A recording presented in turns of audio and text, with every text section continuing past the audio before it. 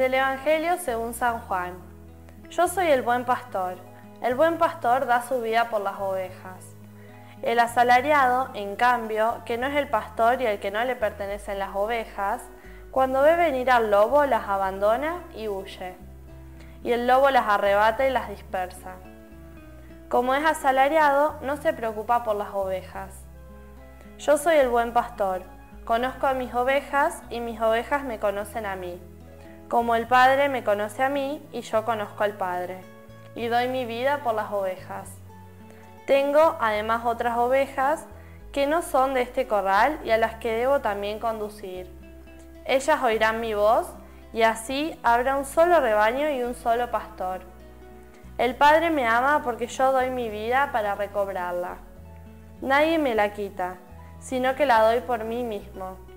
Tengo el poder de darla y de recobrarla. Este es el mandato que recibí de mi Padre. Hola amigos y amigas, estamos ante una imagen tan bella este domingo, la imagen de Jesús el buen pastor. Cuando nosotros nos imaginamos este buen pastor, inmediatamente nos viene a la mente aquella imagen de Jesús con la oveja sobre sus hombros, porque nos imaginamos aquella parábola de Lucas, este pastor que tenía 100 ovejas, una de ellas se va y apasionadamente este pastor va a buscar la oveja que se le había perdido hasta encontrarla. Este pastor dulce, diríamos, que la pone sobre sus hombros. Este es el pastor según la imagen de pastor del evangelista Lucas. Pero en Juan hoy aparece este pastor con otras características. Es el pastor aguerrido, es el pastor que da la vida por las ovejas. Tiene otras características diversas el pastor de Juan del capítulo 10 del Evangelio de San Juan. En el Evangelio de hoy, el buen pastor, entonces, no es quien tiernamente acaricia a la oveja herida, sino que es un pastor luchador que a costa de su propia vida, sacrificando su propia vida, se enfrenta a cualquier peligro que esté en el rebaño. Este es el pastor de Juan. Esta imagen del pastor, muy querida, como decíamos en el cristianismo, ya está presente en el pueblo de Israel. Israel ciertamente es un pueblo que finalmente termina siendo un pueblo sedentario, instalado, pero recuerda aquello de cuando eran un pueblo nómade, un pueblo que andaba de un lado para el otro. Tiene este gusto entonces por las ovejas. Esto es propio del Oriente. Cuando un pastor pasa mucho tiempo en lugares solitarios con este rebaño suyo, entra una relación entre el pastor y las ovejas. Hay una cercanía, hay una relación, diríamos, afectiva, casi afectiva entre el pastor y las ovejas. Y además hay una realidad social en Israel. En Israel a los reyes también se los llama pastores, sean buenos o sean malos.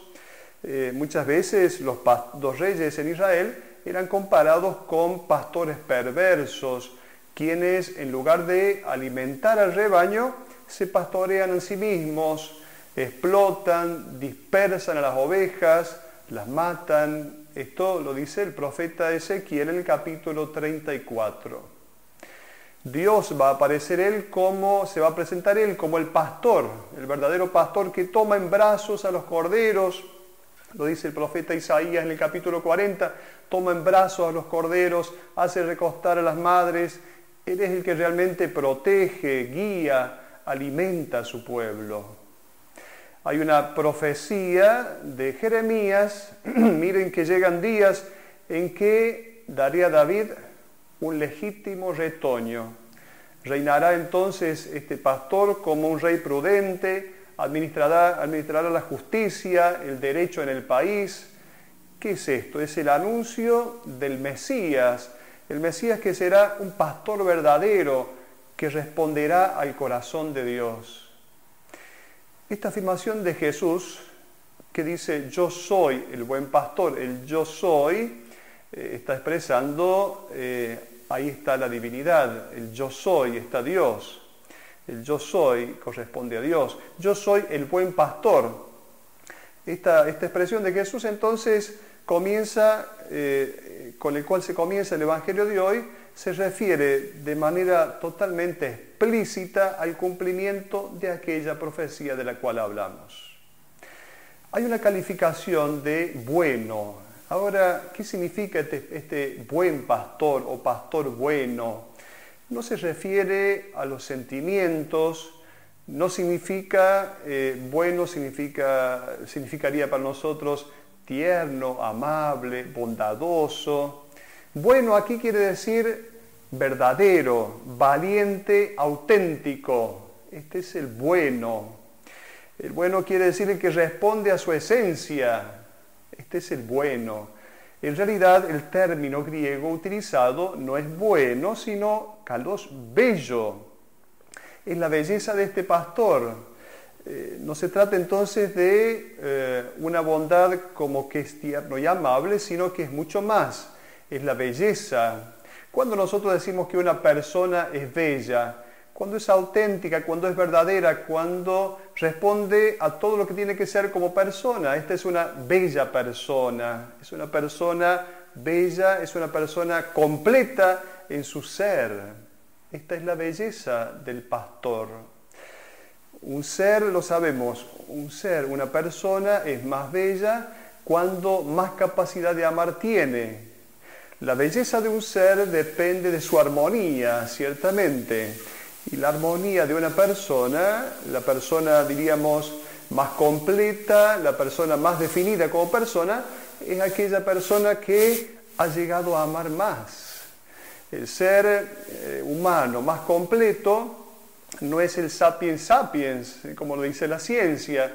El ser humano que ha llegado a su modelo máximo como expresión humana es el hombre que ama más, el ser humano que ama más. Entonces, la belleza de una persona está en su capacidad de amar. Para dar mayor énfasis a esta imagen, Jesús contrapone la figura del pastor a la figura del mercenario o asalariado. ¿Quién es este asalariado? Bueno, era costumbre en Israel que muchas veces el pastor no podía llegar por algún motivo a cuidar a sus ovejas, entonces empleaba a alguien, un asalariado. Había una legislación para eso, una rigurosa legislación que fijaba las obligaciones del asalariado.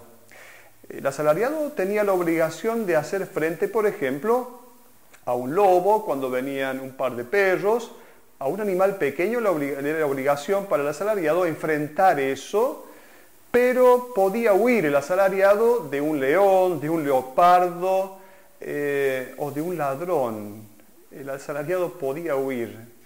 En el contrato no figuraba ninguna cláusula que dijera que el asalariado tenía que sacrificar su vida para defender a las ovejas. El asalariado funciona de otra manera, no le interesa la suerte de las ovejas, simplemente le interesa el salario, le interesa la paga. La imagen de Jesús, buen pastor, no se refiere solamente a aquellos que desarrollan un ministerio de conducción, de coordinación de carismas, de autoridad en la iglesia, sino que se refiere a todo cristiano. Y todo cristiano debe cultivar esta generosidad incondicional del pastor, de Jesús, hacia cada hombre y cada mujer. Muchas veces el corazón del mercenario, del asalariado, es de aquel que se reduce a las obligaciones mínimas. Simplemente se trata de cumplir las obligaciones mínimas. Funciona con los criterios del premio y del castigo. Solamente se atiene al contrato. No va mucho más allá. ¿Cuántas veces tenemos esta espiritualidad de asalariado, del mercenario, en nuestra comunidad cristiana? Hermanos que funcionan solamente con el premio y el castigo, el premio o la recompensa y el castigo, solamente por el pago, no se animan a dar un paso más, una entrega generosa un poco más, simplemente permanecen allí, en el mínimo indispensable. Ciertamente, este asalariado, este mercenario, es peligroso tanto como el lobo. La figura del lobo ciertamente aparece como una figura negativa, peligrosa, pero también es peligroso el asalariado. El modelo es entonces el pastor bello. La belleza de este pastor está en dar su vida. ¿Cuáles son los lobos? Vamos a decirlo con un relato bonito, que cuenta que en una ocasión había dos hermanos en un lugar. Uno de ellos era un pastor de ovejas y el otro un gran científico. Se fue muy lejos a estudiar de todo, magia, ciencia, en los tiempos antiguos, estudió de todo. Y sabía hacer de todo. Y volvió a su casa diciéndole a su hermano, al pobrecito, al pastor que quedó en la casa, diciéndole, ¿sabes? Aprendí a hacer de todo, sé hacer lo que me pidas. Aprendí ciencia, arte, magia, de todo. El pobre pastor que quedó en la casa le dice, bueno, si sabes hacer de todo, entonces podés hacer que los huesos de ese león que están ahí se puedan parar. Y entonces dijo un par de palabras mágicas, que había estudiado tanto, y el león se paró. Y entonces el pastor quedó sorprendido. Dijo, ¿acaso ha aprendido tanto? ¿Puede que este león se rellene de cuero y carne y tome forma? Sí, puedo hacerlo, dijo el científico. Y dijo unas palabras mágicas y entonces el león quedó allí completito con carne y cuero. Entonces el pastor dijo, ya vengo, espérame un ratito que ya vengo. El pastor se fue a encerrar a las ovejas y volvió. Cuando volvió, de lejos le dijo, a ver, ¿es cierto que has estudiado tanto? ¿Es cierto que has aprendido tanto? Sí, le dijo el científico, que había aprendido de todo. Le dijo, mira, he aprendido tanto que soy capaz de, con algunas palabras, darle vida a este animal, a este león. Y dijo unas palabras mágicas y entonces el león cobró vida. Pero no solo eso, sino que después de haber cobrado vida, se abalanzó contra el científico y lo mató. Y no mató a las ovejas, sino mató al pastor. Porque es necesario que haya pastores que encierren las ovejas a tiempo, que cuiden las ovejas, porque hay muchos científicos locos que andan dando vuelta. Ya lo decía Chesterton, el loco no es el que perdió la razón, sino el que perdió todo menos la razón. Con esto queremos decir que tantas veces con la razón humana nosotros podemos hacer grandes cosas peligrosas. Estos son los lobos que están metidos en la comunidad cristiana. La comunidad de Jesús no está fuera del mundo, estamos en el mundo y muchas veces estos lobos están presentes y perturban, molestan, ciertamente no matan, porque el dueño de la vida es Dios. No matan esta vida que viene de Dios, pero perturban, molestan, dispersan pensamientos tan no solamente diversos, sino adversos, contrarios, peligrosos. Luego el lobo está dentro de nosotros mismos también, ciertamente. No podemos calificar a los demás de lobos peligrosos. En cada uno de nosotros está esta realidad de mal con la cual nosotros ya nacemos. Este hombre que tiene esta dimensión negativa, este lobo está en cada uno de nosotros, somos también cada uno de nosotros. Luego el Evangelio continúa diciendo que este pastor conoce perfectamente a las ovejas y las ovejas lo conocen a él. En la Biblia, el verbo conocer significa una experiencia, un encuentro íntimo. Se utiliza esta palabra para hablar de la relación íntima, de la intimidad del esposo y de la esposa. Una relación de intimidad que entonces va más allá de la mente, implica el corazón. Este es el conocimiento del pastor y de las ovejas. Luego, este pastor dice, doy mi vida para recobrarla. Nadie me la quita, sino que la doy por mí mismo. Esta es la vida que Jesús da. El grano de trigo que cae en la tierra y muere, y luego entonces da muchos frutos. Esta es el recobrarla, la vida recuperada. Cuando se hace de toda la vida un don, una entrega generosa, es la única manera como esta vida queda recuperada. El grano de trigo debe caer en tierra y morir para que entonces dé muchos frutos. Hoy la Iglesia celebra en el cuarto domingo de Pascua la Jornada Mundial de Oración por las Vocaciones. Por eso yo quiero compartirles un relato final para concluir esta reflexión, tomado de un libro, un catecismo de adultos llamado Vivir con Cristo. Hace referencia a la figura de el pastor, ciertamente, que conduce en el servicio del ministerio sacerdotal a la comunidad cristiana, el ministerio del presbítero en la comunidad cristiana. Y dice como título, qué difícil. Si el sacerdote es churro, ¿por qué no se casó? Si es feo, no encontró con quién casarse. Si anda en civil, es un mundano. Si lleva traje clerical, es un tradicionalista. Si es gordo, es un comilón. Si es flaco, es una vergüenza para la cocinera parroquial. Si no trata a la gente con mucho cariño, qué frialdad que irradia. Si se da a todos, tiene intenciones dudosas. Si se deja el pelo largo, estos curas revolucionarios. Si tiene el pelo corto, qué anticuado. Si se queda en la casa parroquial, no visita a las familias. Si hace algunas visitas, nunca se lo encuentra en la casa parroquial. Si hace algún arreglo, tira la plata por la ventana. Si no lo hace, tiene todo abandonado. Si bautiza y casa a todo el mundo, es un sacramentalista. Si insiste en la preparación, pone un montón de trabas a la gente. Si tiene un consejo de pastoral, se deja manejar por cualquiera. Si no tiene consejo de pastoral, es un individualista. Si renueva la parroquia, ¿qué ocurrencias ya tiene otra vez? Si sigue con lo acostumbrado, en esta parroquia nunca pasa nada.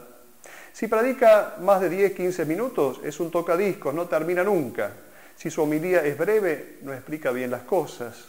Si habla con voz fuerte, rezonga. Si habla con tono natural, no se lo escucha. Si toca problemas sociales, se está metiendo en política.